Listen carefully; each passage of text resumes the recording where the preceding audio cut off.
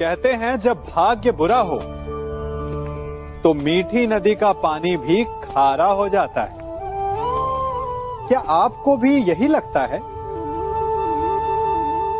नहीं, हर अनहोनी का कारण भाग्य नहीं होता। कारण होती हैं हमारी असावधानियां। कठिनाइयों में सावधानी सबसे महत्वपूर्ण ढाल है। अनजान मार्ग पर आगे बढ़ने से पूर्व अपने एक पांव को धरा पर जमाना और दूसरे पांव से आगे आने वाली भूमि को टटोल लेना ही समझदारी है।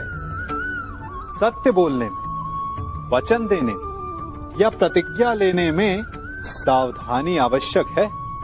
अर्थात सावधानी का अर्थ है पहले भविष्य का आकलन कर लेना।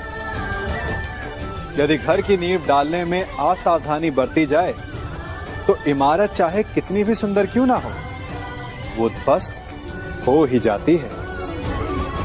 इसीलिए सुरक्षित भविष्य का आधार है वर्तमान में बरती हुई सावधानी।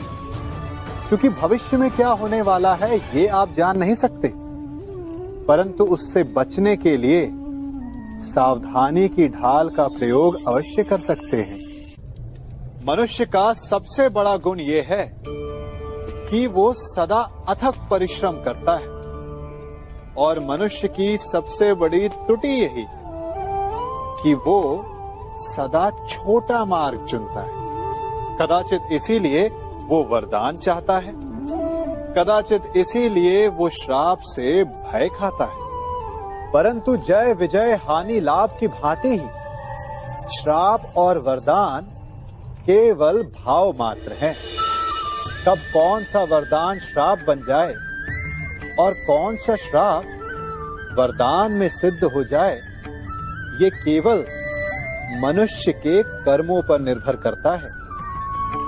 विष पीकर शंकर महादेव हो गए और अमृत पान करके भी राहु केतु असुर ही रहे। तो सब खेल है केवल भाव और कर्मों का।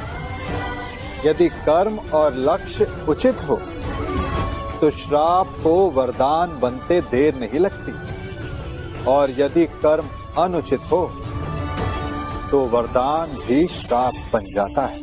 कभी चुंबक को देखा है कैसे वो लोहे की ओर आकर्षित होता है और कैसे वो लोहे को अपनी ओर आकर्षित करता है?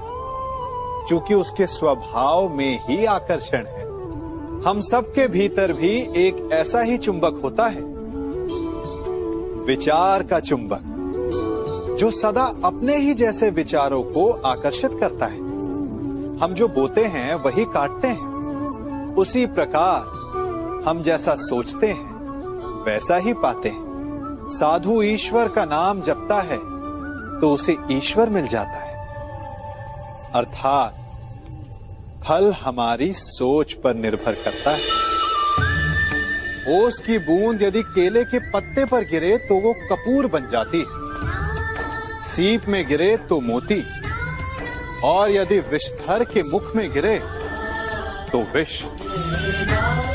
बूंद एक है परंतु उसके प्रारब्ध भिन्न है, क्योंकि उसे आकर्षित करने वालों का व्यवहार भिन्न है।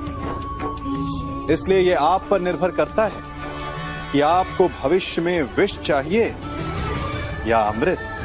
स्मरण रखें, हम वही बन जाते हैं जैसा हम सोचते हैं, जैसा विश्वास रखते हैं। यह आपका विश्वास ही है जो ये निर्धारित करेगा कि आपको विष मिलेगा या अमृत। इसलिए अपनी सोच को सुदृढ़ रखिए, सकारात्मक रखिए, और फल भी सकारात्मक ही आएगा। जब मेघ छाते हैं तो क्या होता है? अंधकार छा जाता है। मेघ गरजते हैं, बिजलियां कड़कती हैं, वर्षा होती है। सभी पशु अपने आश्रय स्थल पर जाकर छिप जाते हैं। मनुष्य अपने घरों की ओर दौड़ते हैं और सभी पक्षी अपने घोंसलों में जाकर छिप जाते हैं। परंतु एक जीव है जो गरजते मेघों को, कड़कती बिजलियों को, भारी वर्षा को भी हरा देता है, वो जीव है बाज। क्योंकि वो समस्या की जड़ों से ऊपर उड़ता है, वो गरजते मेघों से, कड़कती बिजलियों से, भारी वर्षा से, इन सब से ऊपर। यही अंतर है हारने वालों में और जीतने वालों में। ये युद्ध हार और जीत का नहीं, समस्या और सोच का है। यदि आप अपनी सोच को छोटी रखेंगे तो समस्या बड़ी हो जाएगी, और यदि आप अपनी सोच को बड़ी रखेंगे तो समस्या छोटी हो जाएगी। मनुष्य जीवन की परीक्षा में सफल होने के लिए क्या नहीं करता? वो परिश्रम करता है, दौड़ भाग करता है, और ये सब करने के पश्चात भी जब उसका काम नहीं बनता तो वो नकल करता है ना? तनिक लौटिए अपने बचपन में, स्मरण कीजिए अपने बचपन की स्मृतियों का। क्या स्मरण हुआ? विद्यालय में जब आप परीक्षा देने जाते थे तो क्या होता था? आप ना सही, परंतु कोई ना कोई सफलता पाने के लिए नकल करता ही था और उत्तीर्ण भी हो जाता था, है ना? परंतु जीवन की परीक्षा ऐसी नहीं होती। नकल करने वाला सफल नहीं होता। कारण विद्यालय में सबके प्रश्न पत्र एक होते थे, परंतु जीवन के प्रश्न पत्र और उनकी कठिनाई सबके लिए भिन्न होती, तो निश्चित रूप से उनके उत्तर भी भिन्न होंगे ना। इसलिए यदि आपको जीवन में सफलता पानी है तो नकल ना कीजिए, स्वयं के प्रश्नों का उत्तर स्वयं ढूंढिए और सफलता आपकी ही होगी। हम सब अपना जीवन शांति से जीना चाहते हैं, अपना हर पल आनंद में भोगना चाहते हैं, परंतु ऐसा नहीं कर पाते। कारण क्या कारण है समस्या का? क्या हमारे शत्रु इसका कारण है, या हमारे उत्तरदायित्व, या फिर समय की कमी? नहीं, कारण है हमारा भय। ये भय कि कोई क्या कहेगा, हमारे विषय में कोई क्या सोचेगा, है ना?